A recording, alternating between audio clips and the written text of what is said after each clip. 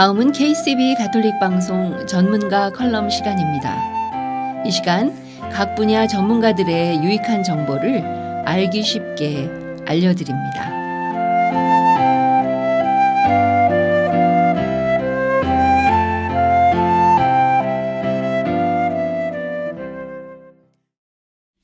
안녕하세요. 전문가 칼럼의 소태한 클라라입니다.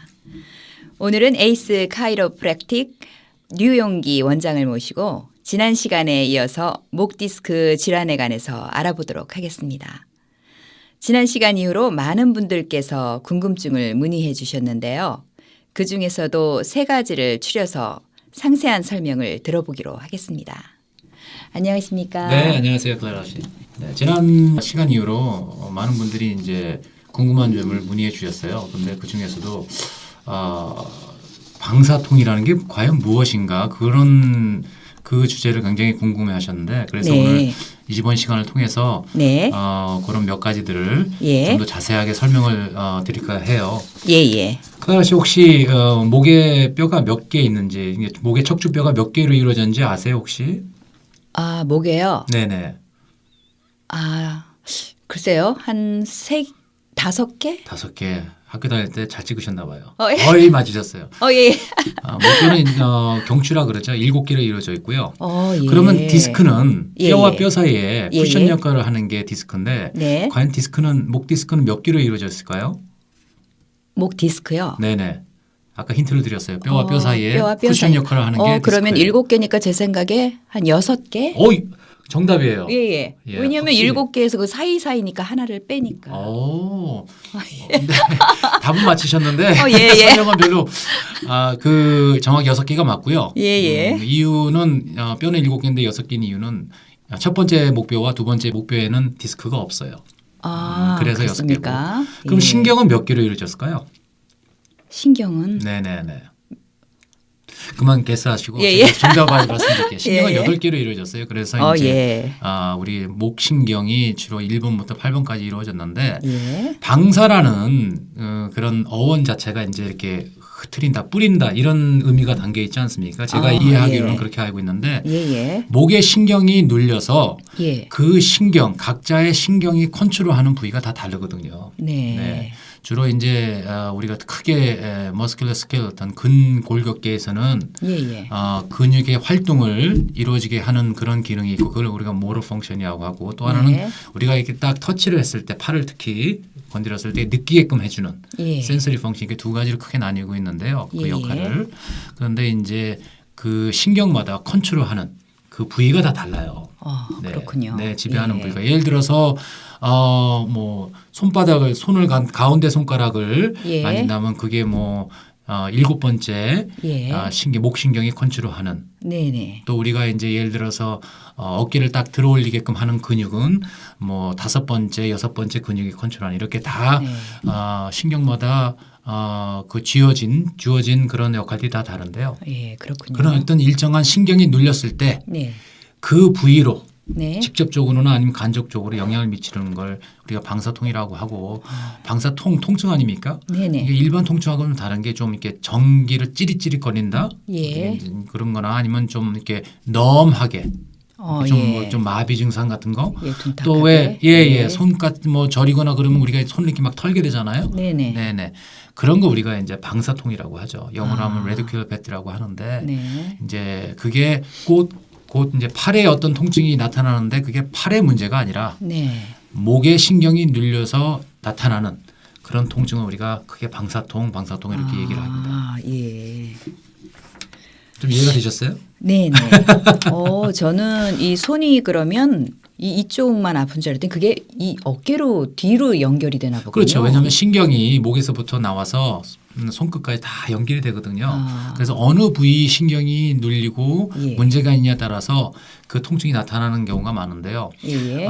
예를 들어서 우리가 어깨 아프다고 하시는 분들이 많으시잖아요. 특히 네. 주부님들 또 이제 나이 드신 연세 드신 어르신들 많이 어깨 아프다 하시는데 주로 헷갈려 하시는 부위가 일반적으로 오십견이라는 건 많이 아세요. 네. 그런데 이게 과연 오십견, 이게 어깨의 문제인지 제가 지금 말씀드리는 목의 문제로 의해서 나타나는 그런 문제인지 그걸 분간하시는 게 굉장히 힘들다는 얘기죠. 네. 그런데 일반적으로 제가 약간 힌트를 드리자면 어깨의 문제라면요. 네. 전에 히스토리가 있거나 네, 아니 네. 최근에 히스토리가 있어요. 무슨 얘기냐면 다치신. 네. 예를 들어서 이제 뭐 미끄러져서 넘어지셨거나 근데 네. 어깨로 꽝 부딪혔 그건 다치신 거죠. 그렇죠. 아니면 내가 최근에 다치지 않더라도 뭐 예를 들어서 뭐 어렸을 때 몇 년이 지난 전에도 무슨 뭐 공을 던지다가 잘못해서 찌릿한 통증이 있었거나 아니면 네. 뭘 주로 이제 운전을 하시다가 급하시니까 이렇게 뒤돌아서 팔꿈치를 핀 상태에서 팔을 쭉 핀 상태에서 뭘 잡다가 갑자기 어깨가 찌릿했다든가 네. 그런 거는 부상이죠. 그렇군요. 그렇지만 그런 히스토리가 없는 상황에서 어느 날 갑자기 이런 식으로 통증이 온다든가 어깨 통증이 온다든가 또 하나는 뭐냐면 우리가 흔히 말하는 오십견 같은 경우에는 우리가 어느 위치로 팔을 들더라도 그게 굉장히 힘들어요. 네. 근데 주로 이제 어떤 목 질환에 의한 네. 그런 통증이라면은 어떤 경우에는 들고 뭐 올리고 하는 데는 거의 지장이 없는데 굉장히 아픈 네, 예. 그것 때문에 잠도 못 주무시는 예. 그리고 그게 통증이 머물러 있지 않고 이렇게 쭉쭉 내려가는 느낌 그런 그렇군요. 통증을 유발할 수가 있죠. 네. 그리고 제가 항상 궁금한 점이 있었는데요. 네네네. 혹시 이미 돌출된 디스크가 수술을 받지 않아도 다시 제자리로 들어갈 수도 있나요?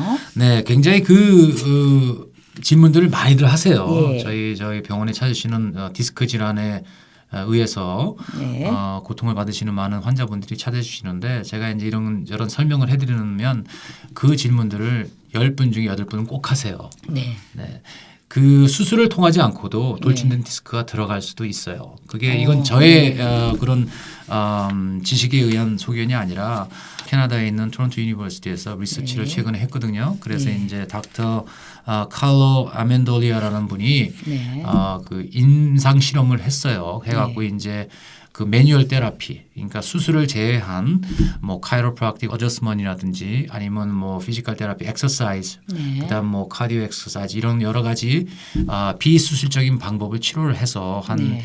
6주에서 한 길게는 12주까지 치료를 해서 네. 치료받기 전과 치료받고 난 다음에 이제 그 MRI 사진을 네. 똑같은 부위를 찍었더니만 네. 그 돌출된 디스크가 많이 물론 완벽하게 들어가는 거는 이제 사람마다 다 다르기 때문에 네. 모든 분들이 똑같이 몇 퍼센테이지 예를 들어서 50%면 50%, 70%면 70%, 30%면 30% 일률적으로 다 똑같이 들어간다고 말씀은 드리진 못해요. 네. 그렇지만 그런 어떤 그 통증의 완화 그뿐만이 아니라 네. 실질적으로 이미지 스터디를 했을 때 돌출된 디스크가 들어간 경우를 확인을 했어요. 그렇습니까? 네, 그렇기 때문에 물론 다시 말씀드리지만 사람마다 환자분마다 또 건강 상태에 따라서 또 연령 상태나 또 아니면 네. 젠더 디퍼런스에 따라서 여러 가지 차이는 있지만 꼭 수술을 받지 않고서도 돌출된 디스크가 들어갈 수 있다는 건 이런 연구 결과를 통해서 많이들 확인되고 많이들 네. 발표되고 있다는 것을 말씀드립니다. 예, 그렇군요. 네네. 지난 시간에 많은 치료법을 설명해 주셨는데요. 네네. 과연 어떤 방법이 가장 좋을까요? 그 질문 또한 지금 클라라 씨가 하신 질문 또한 많은 예. 환자분들이 하시는 질문이에요. 그리고 예. 또 지난 그 시간 저희가 이제 처음에는 허리 이제 협착증 디스크와 협착증의 네. 차이점에 관해서 얘기를 했었고 그 다음에 이제 목 디스크와 협착증에 관해서 얘기를 했었는데 네. 이게 굉장히 주관적인 거예요. 네. 왜냐하면 여러 가지 이제 리서치 스터디도 하고 네. 발표도 되고 해야겠지만 이게 꼭 그렇다고 해서 그 환자 개인분의 상태가 거기에 꼭 들어맞는다고 말씀드리기가 굉장히 힘들거든요. 네, 그렇죠. 네, 그렇기 때문에 뭘 한 가지 이게 제일 좋은 방법입니다. 모든 분들에게 일률적으로 이게 가장 좋은 방법이다 이렇게 말씀드릴 수 있는 치료 방법은 없어요. 그렇습니까? 네, 솔직히 말씀드려서 그거는 예. 제가 카이로프락터라고 해서 카이로프락틱 치료가 모든 분들에게 최고의 효과를 드릴 수가 있습니다. 이렇게 말씀드리지는 못합니다. 어떤 분들한테는 수술 전에 시술적인 그런 방법이 효과를 다른 치료 방법보다 더 효과를 일으킬 수도 있고 네. 또 어떤 분들은 비시술적인 비수술적인 뭐 카이로프락틱 치료라든가 아니면 그 침 치료라든가 네. 아니면 운동 치료를 통해서 호전되는 경우도 많이 봐왔고요. 네네. 또 그런 분들이 이것도 해보고 저것도 해봤는데 도저히 안 될 때는 그런 오퍼레이션 그러니까 수술적인 치료를 받아야 되는 경우도 있어요. 네. 제가 지난 시간에 예. 여러 가지 치료 방법들을 설명해 줬는데 그 중에 예. 우리가 이제 한국 분들이 한국에서 많이 아무래도 이제 유행되고 네. 유행이란 말씀을 좀 드리긴 뭐하지만 많이 이제 이루어지는 이루어지는 그 수술 방법 이런 치료 방법 찾다 보니까 뭐 예를 들어서 디스크 성형 시술 뭐 이런 예, 광고들 많이 하시니까 예. 이런 그런 얘기를 들으시고 저한테 얘기들 많이 하시는데 디스크 성형 수술이 원래는 미국에서 개발된 시술 방법이에요. 네. 네네. 그러니까 예를 들면 조그맣게 이제 상처를 낸 다음에 거기서 이제 통로를 해서 집어넣어서 디스크 염증을 일으키는 디스크 네. 튀어나온 그리고 또 이제 그런 것들을 긁어내고 염증을 갖다가 특수한 기계를 집어넣어서 뭐 약물과 같이 치료한다 이런 방법인데 이게 미국에서 개발은 됐지만 네. 실질적으로 미국에서 많이 지금 사용이 안 되고 있어요. 예. 만약에 그게 제가 그렇다고 해서 이 치료 방법을 갖다가 무슨 뭐 안 좋다 이렇게 말씀드리는 건 절대 아니고요.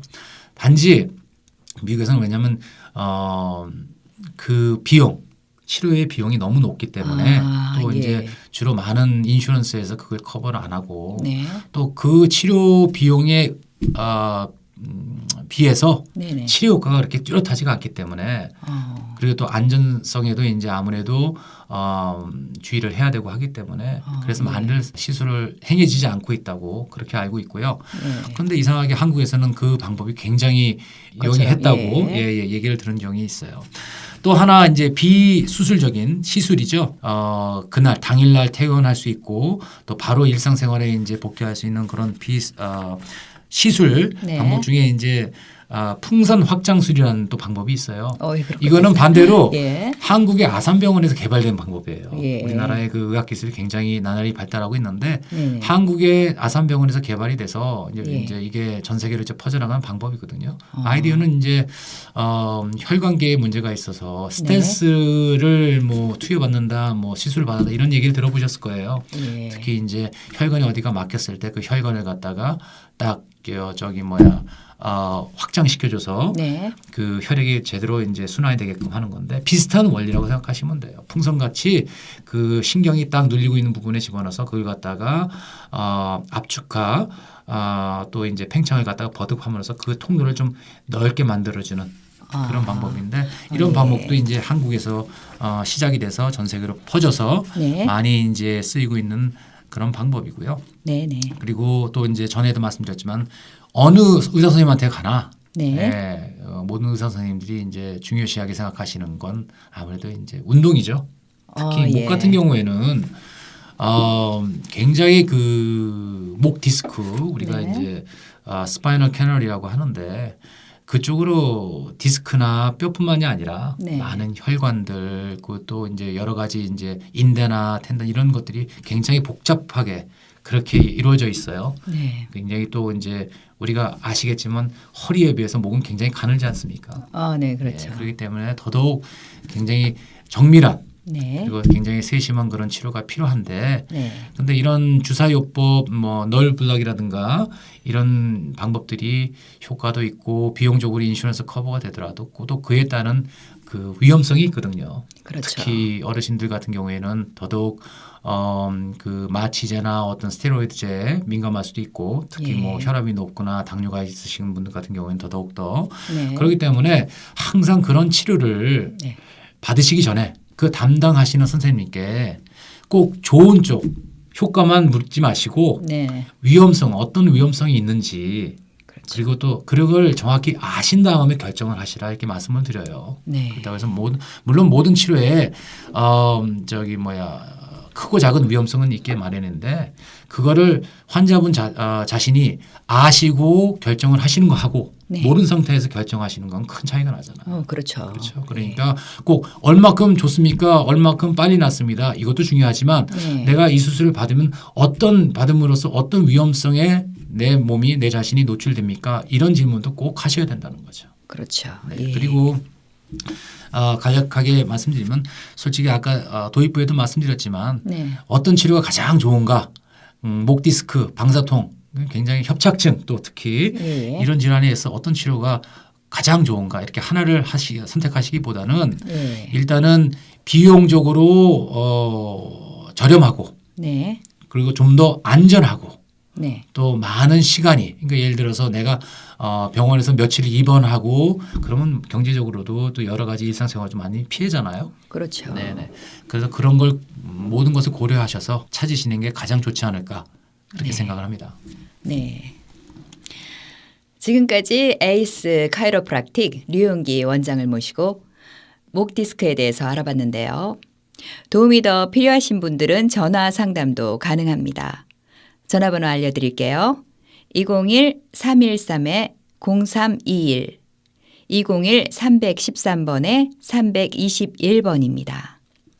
저는 다음 시간에 뵙겠습니다. 도움 말씀 감사합니다. 네, 감사합니다.